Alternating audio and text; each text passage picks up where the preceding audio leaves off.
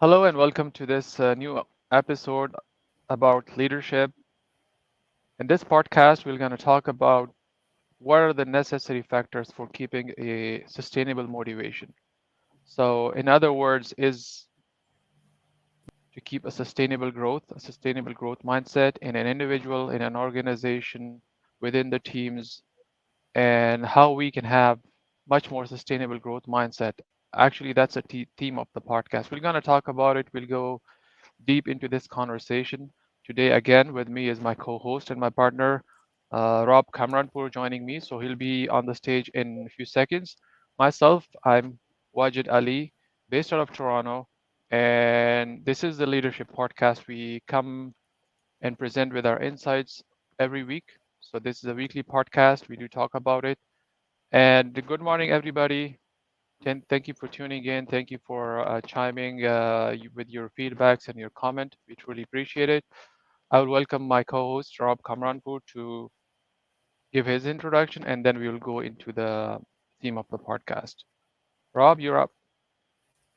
Good morning, everyone, and welcome to another session of some leadership discussion with Wajid and I. And again, thanks for having me on here. I appreciate it. All right, thanks, Rob. So, as we were planning for this session, we were thinking of what is it that could provide sustainable growth mindset. So, let's take a step back and talk about why we're talking about this today. And there's a lot of motivational, call it sessions and data available across different digital platforms these days. There are number hundreds of thousands of books available on motivation. There are people talking about it almost in every organization. But the challenge is that you go and attend one motivation session, perhaps maybe two sessions, and you feel like you're energetic, you have that energy, you want to do something, but then as the time goes on, your motivation level typically declines, right? So the theme of the podcast, and as we were planning for this, is how we can make sure as a leader or as leaders to have that sustainable growth mindset within ourselves for sure, and then how we can translate that into our organizations into our teams.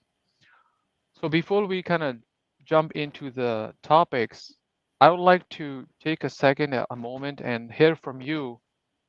What are the insights that you have seen in the past about this challenge?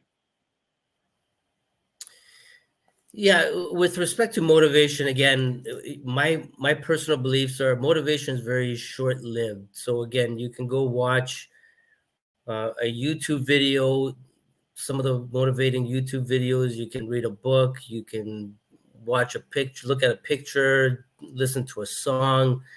It's short lived.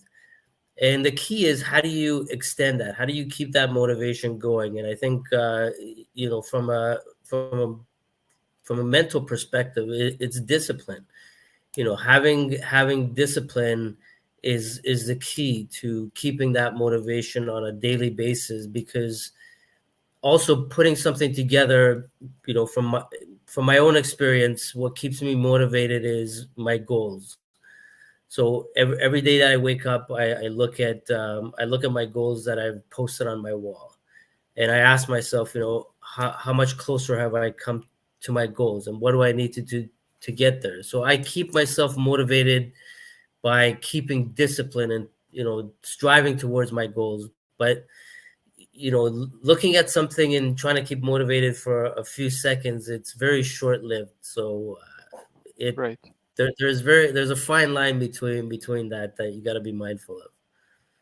Yeah, dude, you really nailed it. I guess, to your point, it's really important to have that clear understanding of what your goals are, and then on top of that, as you said, not just what your goals are but how disciplined you are in working Yeah. toward your goals, right? So keep reminding yourself your goals, but then at the same time, what are the actions that you're taking on day-to-day Yes. basis, and how persistent you are to keep that motivation going. And I think once you have your goals identified, which is part of our topic today, one of our topic, and you start working toward it, then what happens is if you start hitting on your goals, maybe even if they're like a milestones toward your goals, you start feeling naturally feeling motivated, right? You start feeling more encouraged, Yes. and then and you go with that motivation and you bring that along.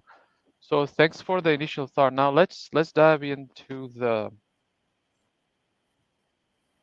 actual meat of this podcast, which is how we can keep that persistent growth mindset and that persistent motivation within our teams, how we can translate that, right? So one of the things that I have seen that comes into mind is there are two kind of factors that drive the motivation. One is intrinsic, and then there's an extrinsic motivation, right? So what I've seen is the intrinsic motivation is something that actually helps you or helps the person in general to have a more Yeah. sustainable approach than as opposed to the extrinsic one. So as you said in your opening remarks, the extrinsic motivation are those that comes from watching a YouTube video, maybe having a discussion with perhaps with one of your peer who is a little bit ahead from you, maybe watching a movie, maybe reading a book. So those are the factors that actually brings out extrinsic motivation into the person. But intrinsic are those that comes from the things that you identified, the discipline, identifying the goals, having a clear vision of what is it that you want to achieve, and then what do you want to do and what you're doing towards those goals. So those are the factors that comes from the intrinsic motivation. Now the question comes to mind is how can we as leaders, or we in general, I guess humans, then of course from the leadership perspective as well, how can we make sure that there is an alignment between the the goals and vision of an organization and the goals and vision of an individual working in that organization? And I think that will perhaps provide that platform of intrinsic motivation within the individuals working on a team. Yeah, that's a great question. And one of the things I learned over the years and in my leadership roles is the best way to do that is to tie um, people's tasks and jobs to the vision and the mission of the company. So Mhm, tie in their work, what they're doing, what the goals are within that department to the end goal and to the company's goal. mhm. And once they're aligned with that goal, then they feel like they're a part of something bigger.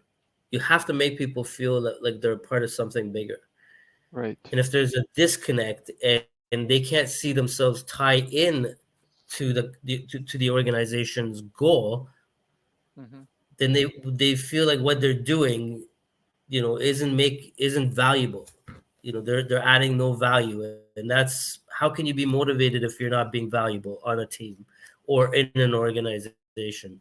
So the key thing that I've learned over the years is tie people's goals, their jobs to the vision and that the goals of the company, and that's where they can see, aha, you know what, I'm an integral part of this, Mhm. Right. right? So I, Absolutely. I think that helps with intrinsic. Excellent. Yeah, excellent. Now, just building on that, this is a key thing that you have identified. Having a bridge between what is the goal of an individual, what is the goal of an organization, how can we can bridge that together.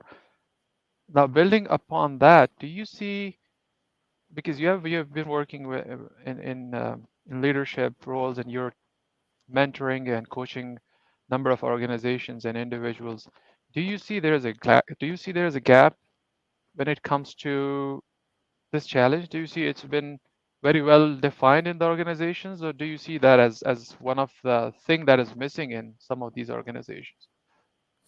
Yeah, absolutely. There's gaps because there's multiple gaps on multiple fronts.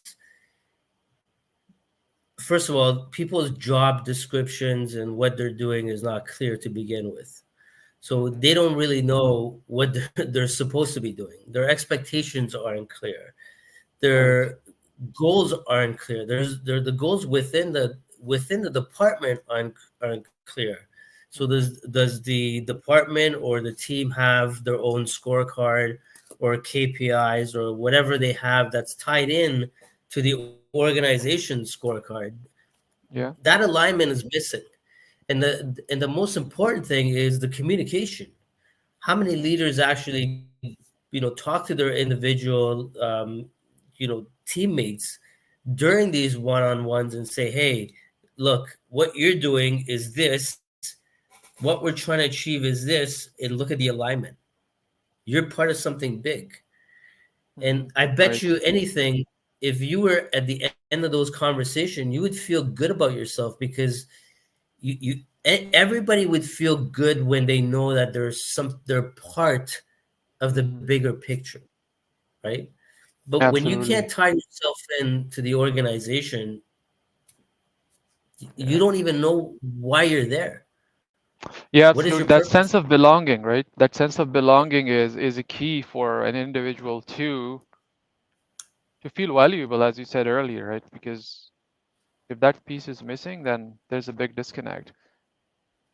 Yeah. Now, what can a leader, again, we're talking here about leadership, right? So being a leader, what should a leader do if let's say you're in a position where you identified that there is a clear gap between what the vision, mission, and purpose of your organization is and what are the KPIs identified or the job description or whatnot for an individual? How can you make that bridge together? Beside communication, of course, communication is something that you Yeah. identified, but what else that needs to be in place?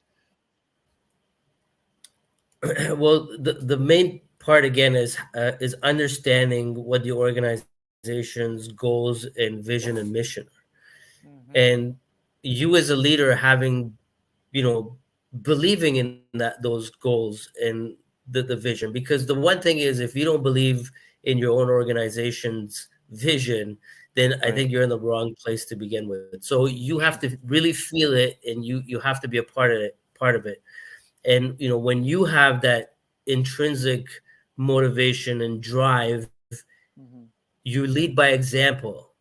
And now Hmm. you bring Absolutely. in your team and say, look, this is what we're trying to do, this is what we're trying to accomplish, and we're part of this, and here's how we're part of this. And you're going to dissect those, people's jobs and their just job descriptions, and you're going to make sure you tailor it, that it's tied in to the company's overall, vision and mission. And if that's missing, you got to put it together, right? Absolutely. Okay. Yeah, So absolutely. Yeah, that's something I just wanted to take your take on it because for me, I have seen it. This thing is clearly there's a lot of disconnect when it comes to the identification of what your goals, vision, and mission is and purpose is as an organization, and what are the goals and visions and missions for individuals. And I have seen it. There's a clear disconnect. Now, I'm sure there are ways and tools that we can utilize and bridge that gap, those gaps together. But I want to take your take on it, and thank you for sharing that insight because the purpose of having these conversations here on digital platform is to basically create awareness. What is it that we can all do together to grow yeah. and and make the community grow? So thank you for that aspect as well. Now we are at the moment where we have identified and we have identified the alignment between the teams and the goals and missions of our organization is the next step that kind of comes in as an organic supporting structure would be the supportive environment. What is it that we can do to keep that motivation going, right? What are the supportive tools that are in place so Yeah. that the team feels that if they want to go out and hit on those goals and missions and purpose statements, is there a supportive mechanism available? And what can leaders do to make sure that there is a supportive environment? What I've seen in throughout my career is, some organizations are ahead, some are trying to catch up. Uh, but in most cases, it all boils down to your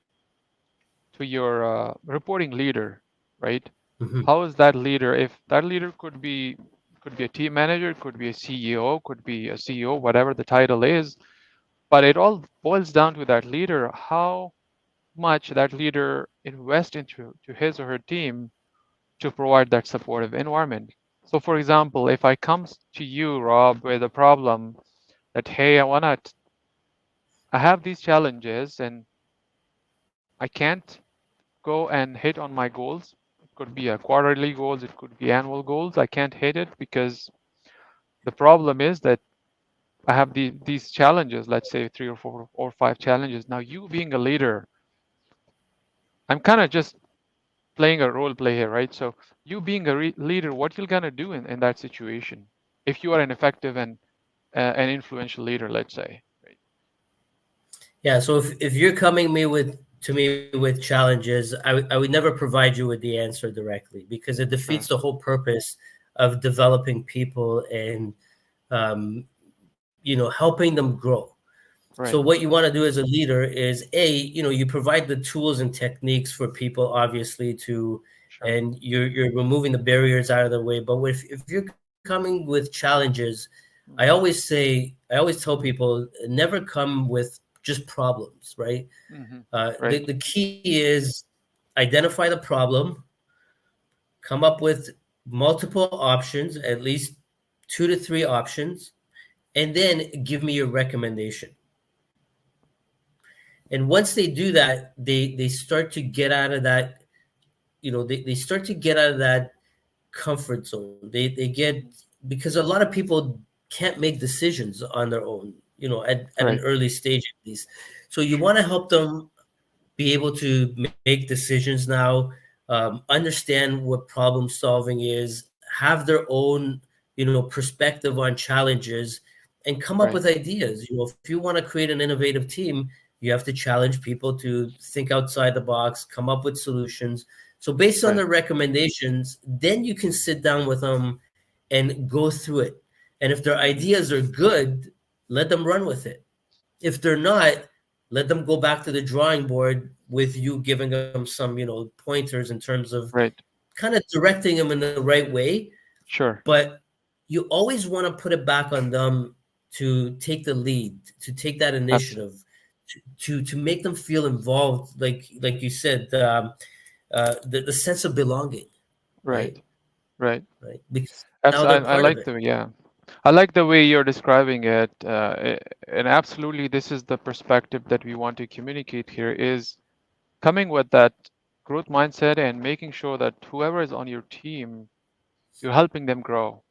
So these are the things that you just identified as if you want to grow, if you want your team to grow, you can work with them together, but you want to empower them Yes. to make their own decisions. You can guide them, provide them pointers, uh, provide them all the tools that they need, but let them make that decision. Let them run with Yes. their ideas, so that they feel belong, they feel empowered. And as a leader, as you said, you can provide them all necessary resources that you feel are necessary to accomplish those tasks. But let them do the job. Make them the leaders. Eventually they have to be leaders one day or another, right? And I guess this is another challenge, Rob. I mean, that we see in the industry. Not every individual, when they are in a leadership role, thinks the way where they could think about empowering their team. So now that goes back to the organization, how they can train their leaders to basically provide them that mindset that, hey, you have to think like this. You need to come up with that innovative, call it Yes. empowering mindset, right? So what are the insights you want to throw on this challenge for the organizations as a general? Yeah. I think again the biggest gap I've seen in various organizations is the training factor and the coaching factor. Um, Hmm. as a leader above those new individuals who are starting to lead, or even mid-level, high level, whatever you want to call it, Yeah. Right. you require you require that constant coaching and mentoring. How many of these Sure. people are being mentored? How much time is your manager spending with their direct reports in terms of coaching them? I Hmm. always say Right. this: look at people's calendars, and if your 9 to 5 is filled with meetings, when do you have time to coach and lead your team or individuals on That's your true. team? Absolutely, and Right? that's what I think, that's where the role of HR, if you're working in, let's say, a corporation or maybe a mid-sized organization where you have numbers of employees working with you, then that role of coaching the leaders or mentoring the leaders or growing the leaders or having a program set for the growth of the leaders, that perhaps would lie under HR, right? What would you think? Like, who would be the stakeholder in an organization to train the leaders? Not the employees, not the team members, but the leaders. To train the leaders, again, there's twofold on that. Yeah, HR can develop a process for the right. training. They can provide the resources for the training. But Sure. again, I always put this. I think the responsibility is twofold. One is on the new leader themselves to take initiative and ask for True. help, Yeah, seek mentors. You can't just wait until somebody comes and holds your hand. You're right. now in a you're now in a situation where you have to, if you want to be that leader, you have to start taking initiative, being responsible, being accountable for yourself and your team. And if you need help, reach out and seek help. Also, the responsibility and accountability fall onto your leader as well. So their job is to guide you, coach you, mentor you. So so you get set up for success. Again, a leader's job is to develop other leaders. Period. Right. And if you're not That's doing right. that, it's not HR's job to develop that leader. So this is where I think that line is drawn in the sand, where I see HR's role in providing the necessary training, tools, processes, etc. Being a But facilitator, right? their Kind of. Yeah. that's right, that's right. So Yeah. their role is not really to, because they're not spending day to day with you, or they're not leading you, True. right? That's right. They don't know They're much about looking you at as, like yeah. That's right. They're looking at the overall problems within the corporation and individual issues like employee issues, and that's what they should be concerned about. And for me, they should be rolling out tools like the engagement survey. Right. Again, how do you know your leader is doing well in their job if there's no feedback mechanism, right? Absolutely. Right. So that's important from an HR perspective. Okay, excellent. So we'll move on to the. Thank you, Rob. Thank you for your insights. We'll move on to the next one, which is again part of the process. So, you have provided now. You're at the step where you have provided all the necessary tools, supporting supportive environment and whatnot. We're moving on to the next step, and that is, and I think we did touch about it on it, but let's have a quick synopsis of feedback and recognition. How important it is for your team to be recognized, and how much that recognition basically helps in keeping the momentum going when it comes to the growth mindset, right? What role does the recognition play in terms of keeping the motivation going? And as a leader, this is our job to celebrate smaller wins and bigger wins at the same time. And those wins could be in terms of revenue, and those wins could be in terms of a personal growth. Meaning that Yeah. if you see that your team is growing, if you see your people are growing, if you see your people learning, they're becoming more confident, they are understanding the process, the product, they're becoming one team, they're more gelling together, they're working with one clear vision and mission in place, then that's also a win, and that needs to be recognized, right? And those things keep the team motivated. Now, again, going back to building on this thing, I will bounce a question off you, and I will share my thoughts once I hear your insights. But what are your thoughts? Like, is this something that you see across the board in place, or this thing is also missing as a challenge, that recognition factor? Can you give me 1 minute? Yeah, take your time. So Rob will be back with us. But what I've seen, I'll just go ahead and talk about it. What I've seen in my career is throughout my career journey that this is something which is, again, not really valued within the organizations most of the time. Um, Once you identified that your team is growing, there are milestones that they're hitting on the milestones that could be smaller or bigger. We all need to get together and celebrate those wins, and we need to recognize those employees, those individuals, those teams. Uh, and those recognition doesn't need to be really lavish, but just it could be a simple email, it could be a simple get together, a simple cup of coffee together, just to encourage them that, hey, you guys are doing a great job, you guys are growing. And those small recognitions can basically help your team keep motivated. I think Rob is back, so we can hear from his on this too. Sorry about that. Yeah, that's So all I'm right. gonna I'm gonna turn this back to you for a second. Sure. Of all the organizations you've been with, how has your work been recognized? And when you felt like you did something good and it wasn't recognized, how did it make you feel? I mean, that's a clear challenge, Rob, and that's why we are talking about it today. It's a clear challenge. This is a clear gap that I've seen across my career. Um, in some organizations, there is a clear process in place where they do recognize the employees, and once you see that recognition coming to you from your manager, from your boss, from your leader, from CEO, whatever that, depending on the structure of the organization, you feel motivated. You feel, as we were talking about it, as you have that sense of belonging, and then you want to do more for that organization. You want to put more efforts. You feel like you are part of something big, as you said earlier, right? That's right. But if that thing is missing, then you feel demotivated, you feel discouraged, and